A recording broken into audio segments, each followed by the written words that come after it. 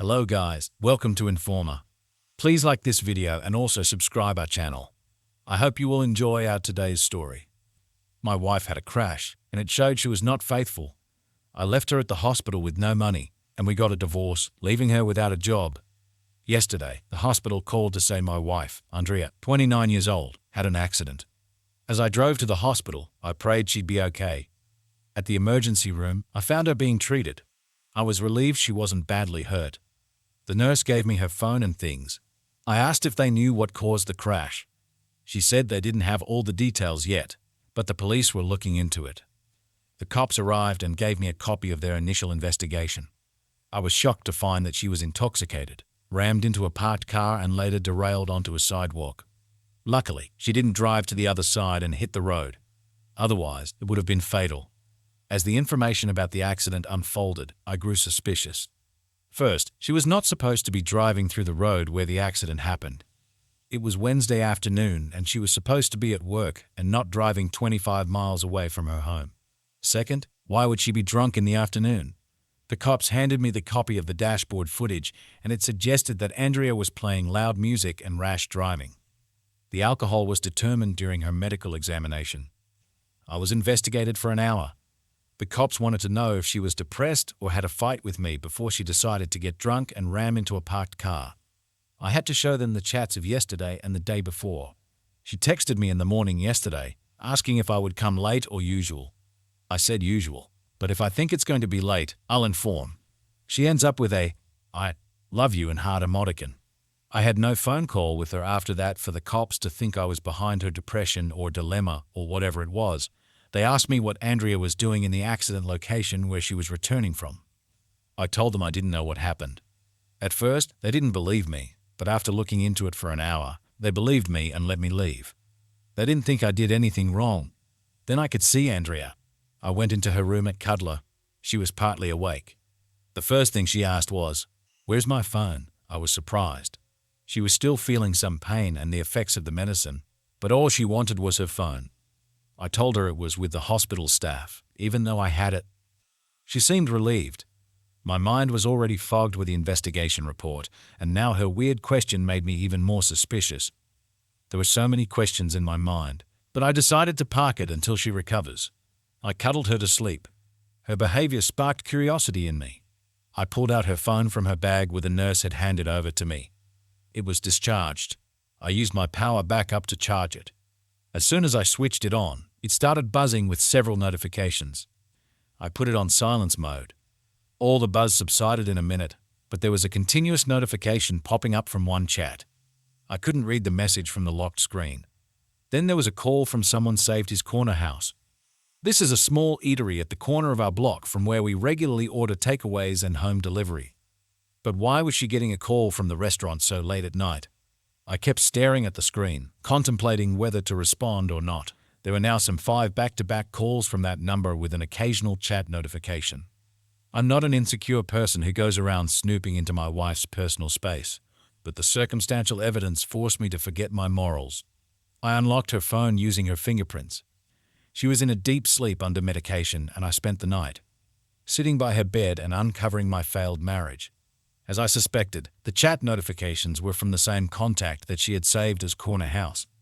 Evidently, she had saved someone else's number with that restaurant name to safeguard herself if I ever happened to see the call or chat notification. If we were at home and I saw a call coming from Corner House, I would have suspected nothing. It came out that Andrea had been cheating on me for over 6 months or more.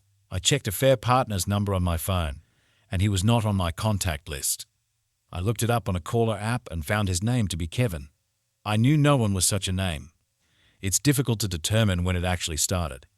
The chat history was backed up until 6 months back, so I'm guessing it is at least 6 months old, if not more. The chats were outrageous and demeaning to me. It was disheartening to read how she was describing her desires for a fair partner while mocking my abilities in bed. She was telling him how I last for no more than a blink, and she has to fake her orgasm to keep me happy. They had been meeting every week, and sometimes twice a week at their secret hideout. She met with an accident when she was returning from her effing session, and that explains why she was asking about her phone, and that's why she was drunk. Knowing Andrea, I understood that they had sex because she likes to have it when drunk, But I thought it was only with me, but there she is, going around effing men in a drunken state. Reading their chats made me throw up. She had sex with him all the time, even when she was supposed to be working or out with me. The last time they had sex was when we were watching a movie together the day before. I remember clearly that she was cuddling with me and we kissed and made out. It makes me feel terrible to think that she was imagining me to be him all this time. There was no way I could have known she was doing this. We went on regular dates, trips, and talked until we fell asleep. We had sex about twice a week. I'm not sure if this was enough or if it was okay, or how many times others do it. After looking into what other people do, it hurts me to think that I couldn't keep her happy. Had she told me this, I might have figured out a solution. She never expressed that she wanted more or something else. I thought we were close enough to be brutally honest with each other, but I guess we were not. I stooped into her social media account but didn't find a fair partner out of there. Their only mode of communication was through chats and calls. How do I find him? Who the heck is this guy who has been satisfying my darling wife? I've been up the whole night. Now I feel dizzy, but the rage in me is not letting me sleep. I want to call a fair partner to the hospital and beat the crap out of him. I don't know what I'm going to do now. You just need to head out of here. Update 1. You know what? I left that whore of the hospital, threw away her phone, packed her belongings and dumped it outside my house. I also did a couple of other things. I'll come to it eventually. I left the hospital and went home, but I was feeling very uneasy. I wanted to do something about my pain. I was racing inside the house thinking what to do while Andrea's phone was continuously buzzing with the fair partner's calls and texts. That son of a bee was concerned that she wasn't replying. I decided to fix that problem first. I opened the phone and started chatting with him as Andrea, pasting the text conversation here. Read corner house as a fair partner. Hey, don't call, text me. I don't want to be with you anymore. Wait, why? What happened? Are you mad at me for something? Are you mad at me that I didn't stay longer? I promise next time we'll spend the day together. Why aren't you replying? Okay, talk to me first. We can sort this out. I'm never going to meet you and stop texting me. Can we meet today and discuss this? How about I pick you up from work? I'll tell Connie I'm working overtime. Okay, are you upset because my divorce got delayed? Trust me. I'm going to shove the paper to Connie this month. No, don't do that. I don't enjoy sex with you anymore. You are no more than just a toy for me. Your cock excites me no more. I found another cute guy who lasts longer than you. What? You're messing up with me, don't you? I'm not. I'm going out for a date with him tonight. Don't do this. You know I love you. One more message and I'm going to tell your wife everything. You slut. The beeping stopped after that. Then I accessed her work email on her phone and sent a resignation letter to her manager, asking for immediate release. Here I replied asking for a reason. I responded to that Andrea, and pissed off with the toxic work culture. People that are crap and the manager is a womanizer finding opportunities to grab booties. I also wrote that if he doesn't approve my resignation, I'm going to expose all the truth to the management. They agreed to let Andrea quit her job really quickly. Listening to Andrea's work problems made me feel a bit better today. I felt like I won a little. So now she doesn't have a job and she's single. It's not my fault. She decided to quit her job and break up with her boyfriend. I took her credit card and used up all the little money she had. I even destroyed all her ID cards, passport, and bank papers and got rid of the ashes so there's no evidence left. If she had to find it, she needs to scavenge the gutter and put it back. One victory after another. It would take her months, if not years, to get a copy of these documents from the government authorities. She would be on cast for at least 2 months. She can't go running to government offices to get these documents even if she finds out they are missing. She's going to face the first blow today when she wakes up from her slumber or sleep of anesthesia. I'm gone from the hospital. She doesn't have her phone. No one in her family or friends knows that she's in the hospital. She doesn't have her insurance details with her. I'm not saying she would be stuck at the hospital for ages. No, but she would have to struggle for every bit of it. She has no card, money to pay the hospital bills. Even if she manages to contact her insurance provider, she has no ID with her. She might take the authorities' help to call her parents or friends, but that's not going to be easy. Her parents live 5 hours apart, but see how her friends are going to help. After having a satisfactory smile pulling this off, I packed her clothes, accessories and other belongings and kept them outside the house. Although in the middle of this, I got a call from the hospital. The doctor wanted me there to discuss the discharge formalities. I asked when are they going to discharge her. They said tomorrow. I said I'll be there tomorrow. Right now I'm stuck with other stuff. They said it would delay the process and they might keep her admitted for another day. I said sure, we can handle one extra day's charge. Good for her. After a couple of hours, I again got a call from the hospital. This night I was Andrea asking me to come. I said sure baby, I came home for a shower. We'll be there in an hour. Then I called up the hospital authorities, strictly instructing them not to let Andrea call anyone. My fragile little sweetheart needs rest. They assured they would oblige and would inform the duty nurse about it. Bam! Throughout the day, I got 4 calls from the duty nurse that Andrea was asking me to visit her and that she was getting restless. Initially, I thought I'd ghosted in immortally and I'm not going to come, but that would have made her switch to other people for help. So instead of that, I kept buying time and left her hanging. Next, I'm going to change my locks so that she's blocked from my house. I'm also going to meet my lawyer tomorrow and discuss my odds of getting rid of her without paying a penny. But that's it until now. Update 2. It's been a crazy time. I argued with the hospital staff for 2 days before avoiding them completely. They wanted me to finish paperwork and take Andrea home, but I kept saying I was away. Andrea started to wonder what was going on. Her phone was gone. I said the nurse had it, but she would have figured out by now that I had it. She would have realized I knew the truth. Another reason she might be suspicious is that I've always taken care of her. She knew that if not for any major reason, I could not abandon her in this state when she was in the hospital recovering from an accident. I played around for 2 days before ghosting them. But before that, I had collected all the evidence of Andrea's cheating from her phone and kept my lawyer in confidence. This was to safeguard myself if the hospital got the cops involved. Andrea called up her parents when she realized that things have screwed up. Her parents arrived at my door, yelling at me that I abandoned her daughter to die at the hospital and informed no one about it. I let them vent out before I showed them the sex, where their daughter was flaunting her sexuality with another man, and watched them mellow down. They were like, "Oh, we're sorry for what she has done. But this is no time for revenge. She needs you now. You took a holy vow that you would take care of your wife in sickness. What? Didn't she take a vow too that she would not seek any other men apart from me? What happened to her vow? Right, she has shoved it up her, but so I'm going to do the same. Vow's my butt." They got infuriated by my words and stood up to leave, threatening to drag me to court. I said, "On your way, take her trash away from here. My house has no place for her and her filthy stuff." They cursed me and took her belongings with them. I'm guessing they have taken Andrea with them until she recovers. As per the latest update by my lawyer, the divorce paper will reach her in a week. We're going to use her infidelity to get rid of her. My lawyer also has made a case that she was potted with a fair partner to divorce me and ripped me off financially, and I did everything to safeguard myself and not to harm her. So far, so good. Waiting for the divorce papers to be served. Update 3. The divorce papers reached her, and she freaked out. She's still unable to move much, with a cast around her. She sent me lots of voicemails, some threatening, some cursing, and some asking to meet up. I ignored all of it. Then she sent a long threatening email that she's going to sue me for destroying her IDs, emptying her credit card, and forging her resignation at work. I replied, "Chair, go ahead if you have the money and time to fight the case. It's going to take ages for her to prove that I had done all of this what she was saying. Remember, you don't have a job or money. If you drag me to court, I'm going to press a counter case of humiliation and infidelity, and I have evidence of these charges. Better suck it up and sign the divorce papers and get done with it."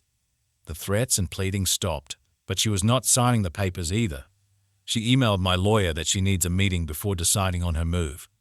My lawyer suggested I meet her, but asked me to lay some ground rules. We agreed to meet in a public place, with no tricks, no threats, and no physical contact like hugs. Our talk would be recorded to make sure nothing was falsely said. If necessary, my lawyer would be there or on the phone with me. I told her these rules, and she agreed. My lawyer also said I should try to convince her to settle things without going to court, to save time and money. I went there alone, with my lawyer ready to join if needed. I set up the recorder and waited for her to start the conversation. She began by saying I played it smart, did everything to hurt her, and succeeded. She said she had no job, no money, and no man. He left me. I asked her, "So you are angry because I chased off your lover?" She said, "No. He was a loser and I was going to get rid of him anyways." Her nonchalant response made me crack up. I busted out in laughter and she joined me in this. It took me to our pre-dating days when we used to discuss the men who would hit on her and would laugh at their pick-up lines. Jokes on me. I got picked up at the end and became a subject of laughter. She said, "Why are you doing this to me?" with tears in your eyes. I asked why she cheated on me when we had everything so beautiful. She had no answer. She said it was just for fun and it didn't mean anything. She was just fooling around with a fair partner and called him a simp man. I said, "Well, I guess I'm a simp for sitting here with you and talking to you after you went sleeping with another man behind my back." She said, "Oh, come on, let's move on from this." I said, "I'm being civil with you, but this doesn't mean I'm going to have you back in my life. I'm never going to forgive you. You hurt me and it was a sheer betrayal. You mocked me and discussed our sex life with your fair partner. You even said that my small dick went halfway into you and I didn't satisfy you." Tears rolled up in my eyes as I said this. This was nothing short of humiliation for me. She held my hands, cried and apologized. I shrugged off her hands and yelled, "No touching. Stay away from me." She pulled back herself. I wiped my face and said that even if I forgive her, I cannot stop thinking that she was taking our sex life outside of our house and mocking me. Whenever I would kiss her or have sex with her, I would always think I'm not enough. Not only her, nowadays I think I would ever be confident with another woman. I would always think, what if she thinks the same as Andrea? What if I'm really not enough? She was again crying and said, "I didn't mean any of those things." I said to a fair partner, "I said it only to take him in confidence. You are enough. You kept me happy. I was a fool to get distracted and cheat on you. But I swear, I only loved you and no one else. I never wanted to leave you. Please believe me." I said, "I can't trust you anymore." She tried to convince me, promising to be faithful and never look at anyone else. I said, "Didn't you promise that at our wedding, yet you slept with someone else?" She had no choice but to agree to sign the papers. She said okay and took out the papers from her bag, signing them with shaking hands. She looked at me with tears in her eyes as she handed over the papers. I was crying too. All my rage was now flowing out as pain. Everything is now over. We have known each other for more than a decade. To ease the situation, I asked, "So would you be running back to a fair partner now?" She laughed and said, "No, he doesn't want me anymore. He doesn't want to listen that it was you. He said he's not going to cheat on his wife for a flaky woman." Oops, too bad. With the pain and remorse she said, "But you'd be happy. You get your revenge. You ripped me off of everything. I lost everything. I guess I deserve it." We left after that. No hacks. No goodbyes. I just stood up and left. While driving back home, I was contemplating my actions. Did I go too far? Was I wrong on doing what I did? If that's true, why don't I feel satisfied after getting my revenge so perfectly? I don't know. It's too early to tell. I need to accept the fact that I'm divorced now. Wow, just a few months ago, I was happily married, and now I'm divorced. Second story, I'm not sure what to do. I really am going to try my hardest to explain this to the best of my ability. Me and my husband have been together for 15 years and married for 5. We have 2 children. My husband is a teacher, and when we had our first child, one of our close friends, female, took over his position while he was on parental leave. After he went back to work, she was hired as a full-time teacher in his department. I never really thought of anything being weird until I was pregnant with our second child, and he just wasn't treating me right, always on edge and just not nice to me. There was a few instances that made me feel uncomfortable, like he was giving her more attention than me. I did bring this up with him, and he assured me that there was nothing going on and that I was crazy. I did express to him how I felt he has an emotional connection to her because they are together all day, 5 days a week together. One day after I expressed how I felt, I saw his location at her house, and he told me that they just had lunch together before going back to work for a school thing. This caused a big strain on our marriage, and I wasn't sure what to believe. I told him again how I felt, and he promised it wasn't anything bad, and he wouldn't do anything to upset me. But they still see each other every day, and I still feel uneasy about it.